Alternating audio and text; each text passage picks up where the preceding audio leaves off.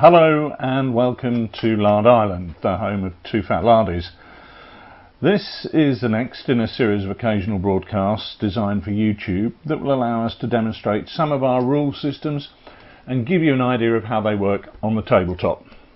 Today we're looking at Dux Britanniarum, our set of Dark Age rules which specifically cover the Age of Arthur, the conflict between Britain and Saxon and the fight for hegemony in Britain. This will be the first video in a short series which looks at the rules, what you get and how they play. But before we look at the rules, let's look briefly at the background to the game and the overall setting. With the collapse of Roman power in Britain at the end of the 4th century AD, we enter a period which has classically been known as the Dark Ages. Across what's now Europe, the influx of barbarian tribes from the east was reshaping the known world. In Britain, the invaders were Germanic in origin, with Angles, Saxons and Jutes crossing the North Sea to settle in this island. Some would suggest that they merged peacefully with the British population across hundreds of years, a reverse takeover if you will. Others would look to the legends of Arthur and the stories from the remaining British lands in Wales. These suggest a more warlike invader, the Saxons coming first as federati or mercenaries to assist the British against the raiding Irish and Picts, and then turning against their employers to seize the riches of Britain for themselves. This then is the Britain of scribes such as Gildas and Nennius, the old bards Aneurin and Taliesin. This is the world of Dux Britanniarum, the red dragon of the Britons, fighting valiantly against the white dragon of the German invaders. From 450 to 600 AD, battles raged at places such as Baden Hill, Serdixford, the City of the Legion and Cilidon. 200 years of warfare, with Britain itself the victor's spoils. So, what do you get with the rules? Well, Dux Britanniarum comes with the rulebook, the background map and the set of 2 card decks. There are lots of options on how to purchase, in hard copy or in PDF or the fully navigable tablet edition, which is great on the iPad or similar tablets. But what we're going to look at here is the hard copy bundle, which is £25. And the rulebook is 92 pages long. For those of you who like short punchy rule sets, don't worry. The bulk of that is background historical information, scenarios and the campaign system. We'll be talking about the campaign system in much more detail as we go along, but essentially that's what's at the very heart of the game system. You get the large A3 map of Britain as it was around 450 AD. This is the backdrop to the whole Arthurian world, with the British kingdoms shown on there. Your campaign will be set in one of these kingdoms, with the Saxons raiding and then attacking to conquer, whilst the Britons attempt to preserve their lands. In the rules themselves we go into further detail with the lands of the Britons broken down into 4 regions, with much more detail for your campaign. Here we have the first, the Saxon shore in the southeast, covering the Isle of Wight to the Humber. The cities of the west in the southwest, from the Isle of Wight round to the tip of Cornwall and then back up to the River Severn and the borders of Wales. The mountains of the west is what is now Wales and the West Midlands up to Chester, the City of the Legions on the River Dee. And finally the Old North from the Dee and the Humber up both sides of the Pennines into the Scottish lowlands and up to the Antonine Wall. Now, let's look in more detail at one such regional map, the cities of the West. Here we've got 4 British kingdoms. Firstly, we've got Caerwynwick, based at the capital of Venter Belgarum, the modern city of Winchester, and with 3 other provinces, including the Isle of Vectis, which is the Isle of Wight now, Clausentum and Caer Salog. To the north is Caer Solemnion with its capital at Caliva Atrebatum, that's modern Silchester, with just one sub-province at Cunetio to the west on the road to Aquasulis or Bath. Then, talking of Bath, we have the grand cities of the Subrima. The Subrina is the Roman name for the River Severn. Here the British cities of Caer Badan, Caer Seri and Caer Glowie, which are Bath, Cirencester and Gloucester as we know them. Further west still is one of the great British kingdoms of the period, Dumnonia, with its capital at Caer Usic, modern Exeter.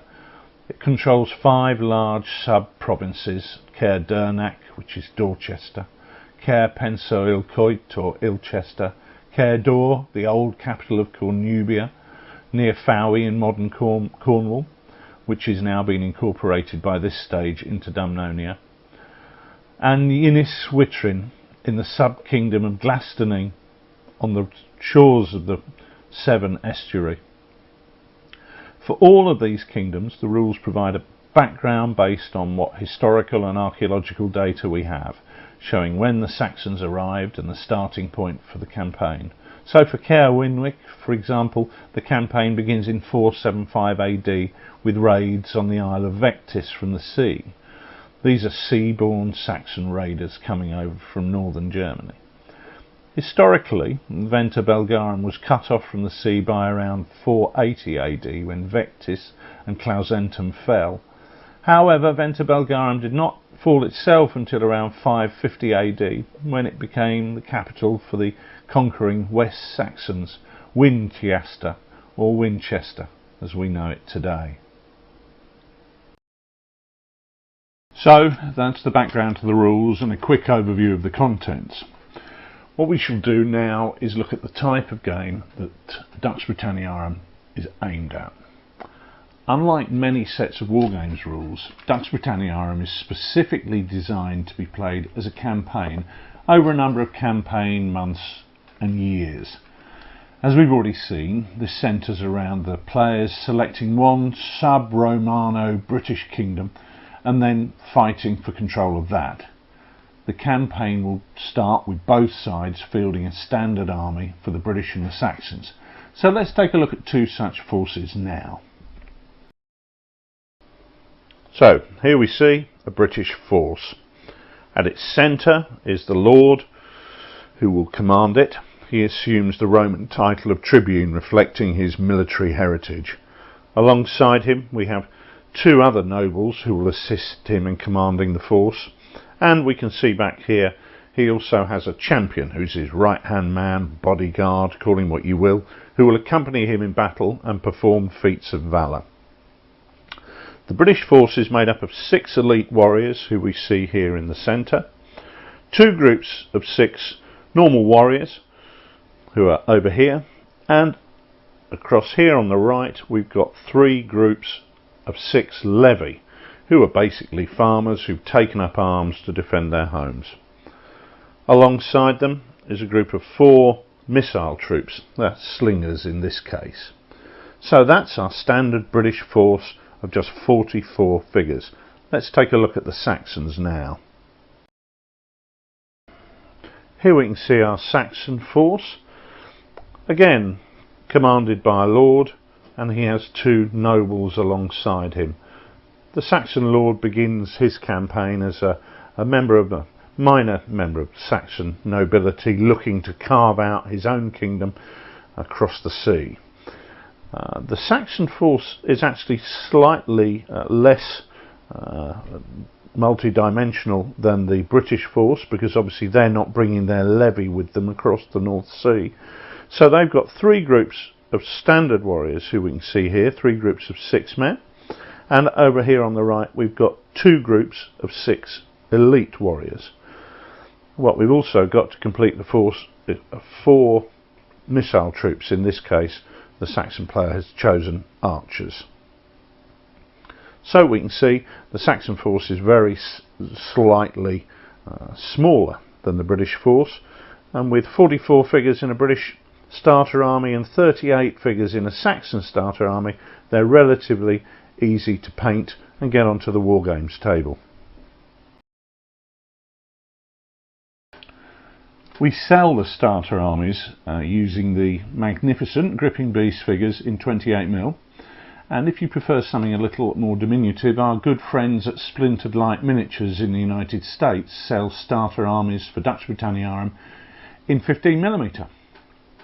Anyway, as the campaign progresses, you'll find that winning significant victories will see men flock to join your colours, so there's room for these forces to gradually expand, but this tends to happen at a relatively leisurely rate, so keeping up with the painting is never too arduous a task.